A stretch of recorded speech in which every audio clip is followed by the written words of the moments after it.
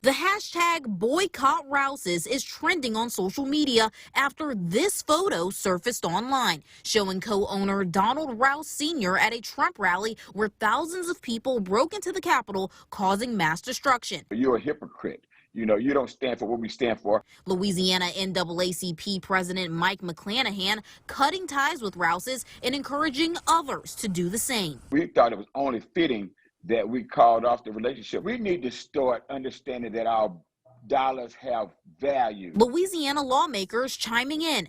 Former New Orleans Mayor Mitch Landrieu telling his followers to, quote, take note. And State Representative Ted James saying, quote, Rouses, we had a good run, but you won't be seeing another dollar. It's unknown if Rouse was part of the riot that stormed the Capitol. One of the photos appears to be taken right outside of the building. But in a statement, Rouse says he was at the rally in support of President Trump, but did not participate in the violence and denounced those who did. Rouse's statement saying in part, violence and destruction do not represent our country's values or the values of Rouse's. Another photo surfaced from that rally, this one showing Cinda Van Mierenboer, the wife of the owner of the popular Baton Rouge pizza restaurant, Red Zeppelin. Social media calling for their boycott too. Oh, I don't know what she did wrong. She was just there in solidarity. Ray Van Mierenboer, the owner, saying his wife didn't participate in any violence. When asked if he thought his business would suffer from the backlash and what he would say to those boycotting his restaurant, he said this. It's your choice.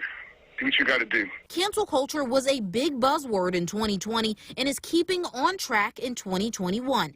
Dr. Brian McCann is a professor at LSU and says he believes citizens are so adamant in not shopping at either establishment due to their rage. In their view, the Trump presidency has been invested in dehumanizing. A lot of people on social media are also noting that if these were people of color, it would have ended very differently. Wednesday's rally will go down in history, and residents say they may not be able to control what people say or do, but they can control where they choose to spend their money.